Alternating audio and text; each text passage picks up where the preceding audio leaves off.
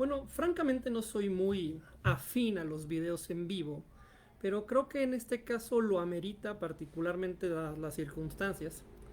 El ex juez Juan Sergio Villalobos acaba de grabar un video ahorita en la mañana pidiéndome derecho de réplica. Entiendo que por publicaciones que se hicieron hace ya varios meses, cosa curiosa que lo pida hasta ahora, pero no importa, me parece incluso importante que hubiera sido el día de hoy, porque creo que sí hay cosas que se tienen que decir respecto de la impartición de justicia en general, y no nada más respecto del tema de Juan Sergio Villalobos, que con todo gusto vamos a atender a lo que él está manifestando el día de hoy. Mira, Juan Sergio, voy a contestarte de forma muy clara y espero de la forma educada que tú dices que quieres que nos dirijamos a tu persona. No porque verdaderamente te tenga respeto, pero le tengo respeto a la audiencia y al tema del que voy a hablar hoy. Mira, Juan Sergio, eso que ves allá atrás,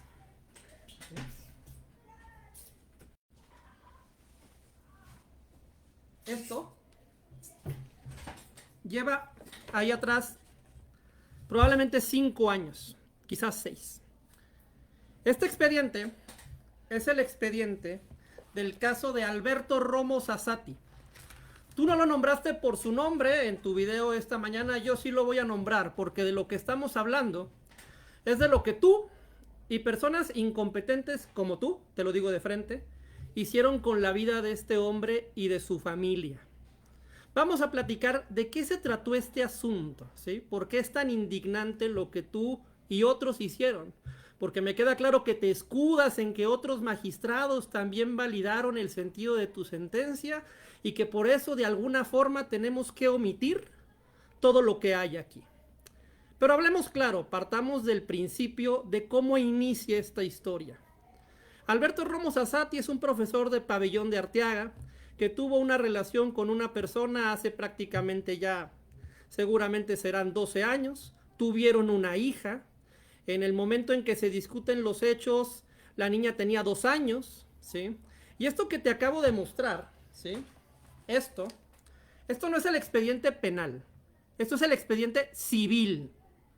Porque dado que el padre y la madre de esta niña, el señor Alberto y su pareja, se pelearon, como sucede con muchas historias de padres y madres que simplemente terminan mal, de parejas que terminan mal, pues se demandaron recíprocamente por todo lo que se demanda regularmente en un pleito familiar, ¿no?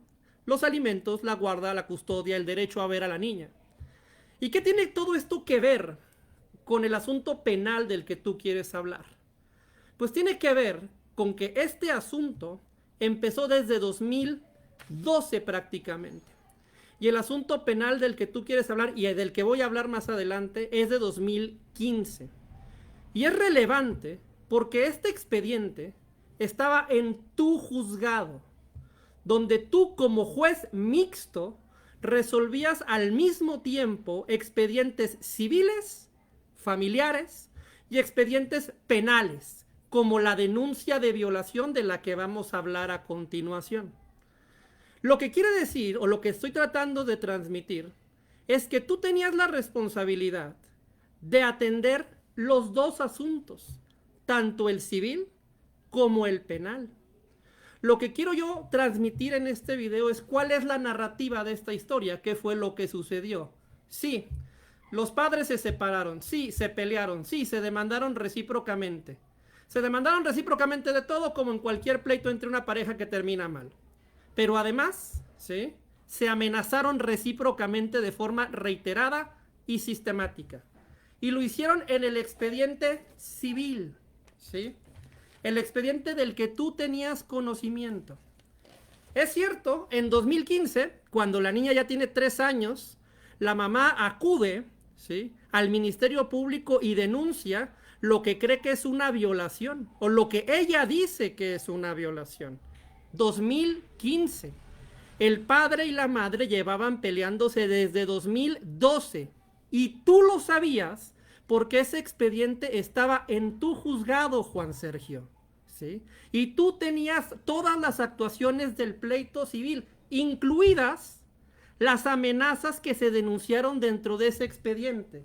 Voy al punto concretamente. Aquí están los documentos, los podemos hacer públicos, no hay ningún problema con ello. Dice, fíjate nada más, el señor Alberto Romo Sassati, el 9 de septiembre de 2013, dice básicamente, mi expareja ha llegado a amenazarme con no volver a dejarme ver a la niña. Además de que me hostiga constantemente, amenazándome con que según ella va a denunciarme por violación. Aquí lo dice. Y lo dice desde 2013, más de un año antes de que se dé la supuesta denuncia de violación contra la niña de 3 años. ¿Sí? El expediente civil está lleno de solicitudes por parte de Alberto Romo Sassati de pedir ver a su hija, ¿sí? Una y otra vez. Incluso denuncia el señor, y aquí están claramente las denuncias ante tu juzgado, y tú las pudiste ver, donde el señor claramente te decía que estaba siendo amenazado por la madre. De hecho, aquí hay incluso una muy concreta, que en este momento te voy a indicar, donde se pide que se le requiera a la madre para que le permita ver a la niña. Pero más aún, el padre una y otra vez denunció que la madre estaba buscando cómo vengarse de él. Una y otra vez. ¿No? En el expediente claramente se advierte un pleito civil, pleito familiar concretamente, que es anterior a la denuncia que un día llega la madre y dice que el papá violó a la niña. Denuncia de la que después no hay ninguna prueba, más que una pericial supuestamente psicológica, donde un perito de la fiscalía dice que la niña dijo que el papá la agredió. Eso es todo lo que hay en los expedientes penales. No hay ningún otro elemento de prueba de ninguna clase. Y tú, conociendo los dos expedientes, el civil y el penal, no tuviste ninguna duda para condenar a 18 años de cárcel a un hombre en estas condiciones, sin ninguna otra prueba. Más aún, ¿sí? Una prueba que no cumple con lo que el derecho demanda para poder ser perfeccionada. Un dictamen pericial, un dictamen psicológico, tiene que ser videograbado de acuerdo a los protocolos para quienes imparten justicia a niños, niñas y adolescentes. Y no es como tú dices, que es que porque se tenga que proteger a la víctima. Un dictamen se videograba para que el acusado se pueda defender, para que sus peritos puedan evaluarlo y ejercer un contradictamen, para que pueda existir igualdad de armas, para que ambas partes tengan posibilidad de discutir los hechos y contradecir las pruebas. El derecho no puede partir de presunciones irracionales ni de pruebas diabólicas donde ya quede todo perfeccionado incluso antes de que inicie el juicio. Este señor jamás tuvo derecho a defenderse de ninguna forma, porque jamás se videograbó el dictamen y por lo tanto jamás pudo contradecirlo, porque no le permitiste, y eso es algo bien ridículo que tú hiciste, Juan Sergio, no le permitiste incluso ofrecer un contradictamen. Aquí está la prueba, en un auto de día 3 de marzo de 2015, donde dices tú, Juan Sergio, que es de explorado derecho que la valoración de los dictámenes periciales queda al prudente arbitrio judicial, el cual se verá expresado al momento de resolver, de tal manera que es inadmisible una nueva prueba pericial tendiente a peritar otra prueba pericial. Son tus palabras. Entonces explícame, Juan Sergio. No había videograbación del primer dictamen y por lo tanto no podía contradecir el señor Sassati lo que decía ese dictamen. Pero tampoco permitiste que se llevara a cabo un contradictamen sobre ese dictamen. Es decir, tampoco permitiste que los peritos revisaran el documento. No había videograbación y no permitiste que los peritos del señor Sassati pudieran contradecir el dictamen y no había ninguna otra prueba. Lo que sí había era 500 páginas de pleito civil, ¿sí?, entre un padre y una madre que se odiaban recíprocamente y con una potencial alienación parental. Así fue como tú condenaste a 18 años de cárcel a Alberto Romo Sassati. Y por más que te quieras esconder en este tema de que existen otras autoridades que vieron el expediente, igual de incompetentes que tú, porque tristemente en este país se ha vuelto ya un sistema el estar condenando a los hombres sin pruebas simplemente con el supuesto dicho de las víctimas. El dicho que en este caso era el dicho de una niña de 3 años que odiaba a su padre, que vivía con su madre, los cuales llevaban 2 años de pleito familiar documentado ante tu juzgado. Y en esas condiciones, no tuviste ninguna duda para condenar a 18 años de cárcel a un hombre. 18 años de cárcel, Juan Sergio. En materia penal, tú deberías de saber que el llamado estándar probatorio es llevar todo más allá de cualquier duda razonable. ¿De verdad no tuviste ninguna duda conociendo el expediente familiar dentro de tu mismo juzgado?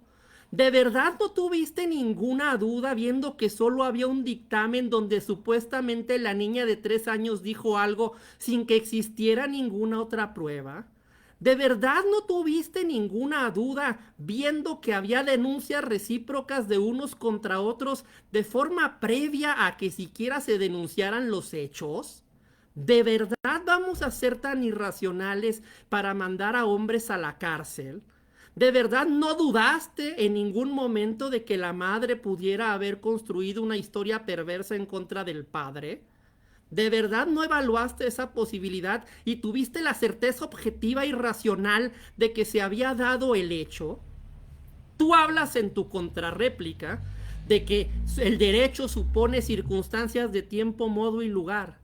Juan Sergio, tu sentencia, esta sentencia, en ninguna parte establece en qué fecha se llevó a cabo la supuesta violación o la supuesta violación equiparada, para ser más claros. No sabes ni cuándo, ni cómo, ni en qué lugar, ni en qué condiciones, únicamente condenas porque la niña supuestamente le dijo a la psicóloga que el papá la había violentado. ¿Cómo? ¿Cuándo? ¿Dónde? Nunca lo estableces, no lo razonas en ninguna parte. ¿Sí? Ese es el problema que hay con la impartición de justicia de personas como tú, que aplican de forma acrítica criterios estúpidos como este criterio de que solo con el dicho de una víctima, que en este caso tiene 3 años y un evidente contexto de alienación parental, ¿sí? Y solo con eso condenaste a un hombre a pasar 18 años de su vida en la cárcel. Que otros incompetentes en el Supremo Tribunal de Justicia o en los tribunales colegiados hayan sido igual de incompetentes que tú, no te exime de responsabilidad, Juan Sergio. Porque tú eras el juez de primera instancia mixto que conocía ambos expedientes. El resto de los magistrados nunca vieron los 2 expedientes y tú lo sabes. Y ya no hablemos de tu ridículo argumento sobre la Suprema Corte de Justicia, porque tú como abogado, que dices ser, deberías saber que en la Suprema Corte de Justicia solo se revisan temas de constitucionalidad y que dado que este asunto no implicaba un tema de constitucionalidad, nunca revisaron el asunto de fondo. Sí, el asunto pudo haber estado mal defendido por los abogados que lo llevaron, eso yo no lo voy a discutir, pero tú fuiste el juez de primera instancia que conoció todos estos hechos, que tenía ambos expedientes, que tenía todos estos documentos y aún así sentenciaste cobardemente a un hombre evidentemente inocente a la cárcel.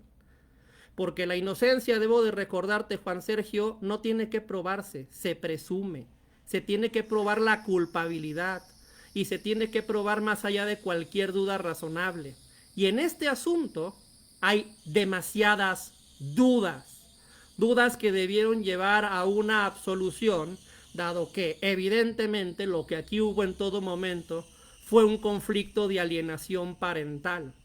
Un conflicto al que tristemente muchos hombres se ven enfrentados el día de hoy por jueces cobardes como tú, que por quedar bien con la corrección política, con algún medio de comunicación, por temor a ser señalado de no darle la razón a algún activismo ideológico, sentencian a hombres inocentes. Total, ya los liberarán después los magistrados del Supremo o el amparo. Pero ¿qué pasa cuando nadie los libera? Pues nada, que esos hombres se quedan 18 años en la cárcel. El profesor Sassati pasó 9 años de su vida en la cárcel en estas condiciones, Juan Sergio. 9 años de su vida. Salió hace apenas unos meses, después de haber pasado 9 años de su vida en la cárcel en estas condiciones. Yo conocí este asunto porque sus hermanas pasaron una huelga de hambre de una semana fuera de Palacio de Gobierno pidiendo un indulto que jamás les iban a dar. Y desde entonces, cuando lo leí, no lo creía, hasta que vi tu sentencia, y la del Supremo, y la del colegiado, y todas estas estupideces y aberraciones jurídicas. Porque sí, a ti te puede molestar mi lenguaje, pero a mí me molesta tu incompetencia. Me molesta y me da rabia pensar cuántos hombres inocentes pueden estar en la cárcel por personas como tú.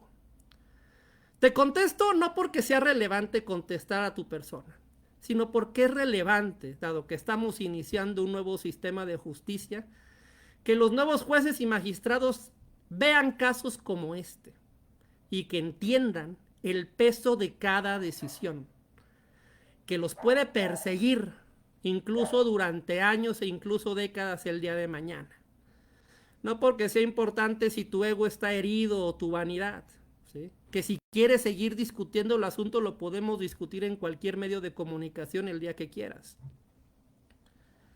Te contesto porque es importante que estas situaciones jamás se vuelvan a repetir, porque la justicia se trata de hechos y pruebas, no suposiciones ideológicas, pruebas, no acomodación a la corrección política.